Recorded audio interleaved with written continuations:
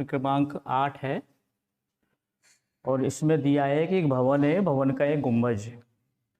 उस गुंबज के आंतरिक बकपष्ठी भाग में पुताई होना है और उसका कुल व्यय सफेदी कराने का हो रहा है 498 रुपये 96 पैसे,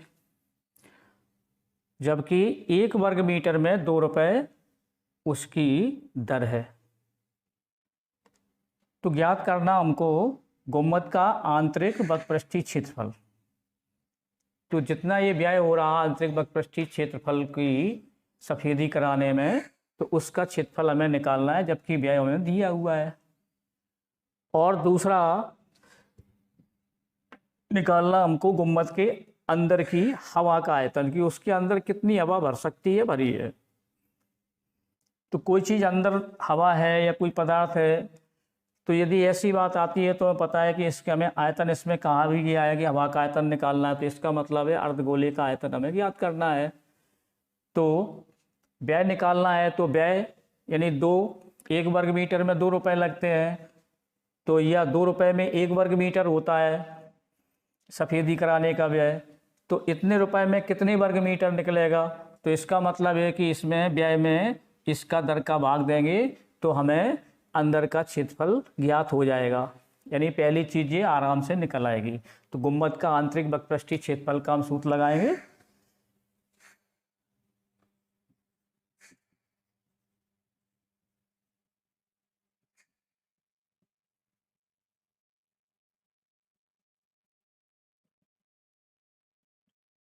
बराबर, तो आंतरिक बकपृष्ठीय क्षेत्रफल बराबर होगा सफेदी कराने का व्यय और उसमें भाग देंगे दर का। तो कुल व्यय बटे दर, तो यहाँ लिख देंगे कुल व्यय और बटे दर। तो कुल व्यय हमारा कितना दिया है, 498.96, 498.96 और भाग देंगे 2 का, दर कितनी है 2 रुपये। तो ये वर्ग मीटर में निकलेगा, तो इनका भाग दे देंगे यहाँ। तो 2 से कटेंगे, 2 दूनी 4 और 2 चौको 8 और 2 ने में 18 और फिर यहाँ 2 चौको 8 होंगे और 2 अट्ठे 16 हो जाएंगे। तो इतना वर्ग मीटर। तो ये वर्ग मीटर जो निकला है ये हमारे आंतरिक बकपृष्ठीय क्षेत्रफल निकला। तो आंतरिक बकपृष्ठीय क्षेत्रफल यानी कि अर्धगोले का बकपृष्ठीय क्षेत्रफल। तो ये बकपृष्ठीय अर्धगोले का बकपृष्ठीय क्षेत्रफल, तो अर्धगोले का बकपृष्ठीय क्षेत्रफल लिख देते हैं यहाँ। अर्धगोले का वक्र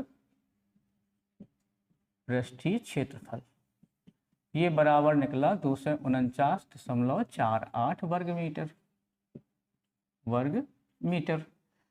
अब यहाँ हम सूत्र लगाएंगे, तो सूत्र से हमें क्या होगा कि त्रिज्या प्राप्त हो जाएगी। त्रिज्या प्राप्त हो जाएगी तो हम आयतन में रख करके उसे आयतन ज्ञात कर लेंगे। तो इसका सूत्र होता है 2πr² बराबर 249.48। आर निकालना है हमें, तो 2 पाई का ये 2 पाई बटे में रख सकते हैं, यहाँ गुणा कर लो। तो 2 गुणा 22/7 होंगे ये, और गुणा r² बराबर तो 249.48।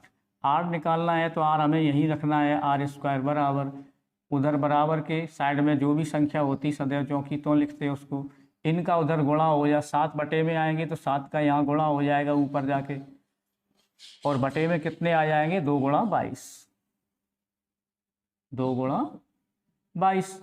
2 से ये कट जाएंगे तो 2 से इनको काट लो, आसान हो जाएंगे जी। तो 2 एकम 2, 2 दूनी 4, 2 चौको 8 होंगे और 2 सत्ते 14 होंगे और 2 चौको 8। तो 2 एकम 2, 2 दूनी 4, 2 चौको 8, यहाँ 1 बचेगी, 14 होंगे, 2 सत्ते 14, 2 चौको 8 होंगे। फिर ये 2 से कट सकते हैं, तो इस तरह से काट के हमें r² मिलेगा टोटल। आप लोग रफ में काटिए, तो यहाँ कितना मिलेगा हमें r² बराबर, रफ में काट के देखिए हम करते इधर। तो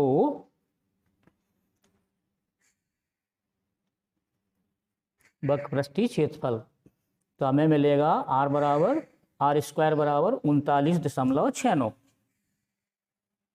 तो 39.69 इतना मीटर मिलेगा। आर हमें आर स्क्वायर है ये, जबकि निकालना हमें क्या है आर। तो आर निकालेंगे, इधर वर्ग होता तो उधर वर्ग हटेगा तो क्या होगा जी अंडर रूट में आएंगे, इनका वर्गमूल निकालेंगे। तो 39.69, तो इनका लगभग वर्गमूल निकालेंगे तो देखो यहाँ काटेंगे, 6 छंग 36 होते हैं, तो 6 दशमलव में कुछ आएंगे, तो 6 दशमलव लगभग में कर देंगे हम इनको 6.3, तो 6.3। और भी संख्याएं आएंगी दशमलव में 2 अंक तक बढ़ा सकते हैं, लेकिन 6.3 लगभग रख लीजिए। 6.3 मीटर ये लगभग कर देंगे यहाँ। जब एक्यूरेट ना आए तो लगभग हमेशा लिखो। तो आर निकल आई। अब आर निकल आई तो हमें क्या निकालना, अंदर हवा का आयतन निकालना है। तो हवा का आयतन, तो हवा का आयतन यानी अर्धगोले का आयतन। तो अर्धगोले का आयतन कितना सूत्र होता है, 2/3 पाई आर क्यूब। इनका हम मान रख देंगे, तो इनका मान रखेंगे तो 2/3 आएंगे ये, और पाई को 22/7 लिखेंगे यहाँ, और आर क्यूब है तो 6.3 यानी कि 3 बार लिखेंगे 3। 7 से चाहो इनको काट लो, 7 से, तो 7 में 63 हो जाएंगे। 3 से भी ये कट जाएंगे, 3 त्रिको 9 हो जाएंगे। अब आपके जे सबका गुणा कर देंगे, सबका गुणा कर देंगे तो 22 दूनी ये 44 होंगे, तो 44 गुणा दशमलव ये 3 हो जाएंगे, गुणा 6.3 होंगे, गुणा 6.3 होंगे। इन सब का हम गुणा करेंगे, तो इनका गुणा करेंगे, करिए जल्दी से गुणा, फिर देखो कितना निकलता है। तो इनका गुणा करने पे 44 गुणा 6.3, 6.3 इनका करिए, 0.3 का गुणा करेंगे तो निकलेंगे अपने 523.9,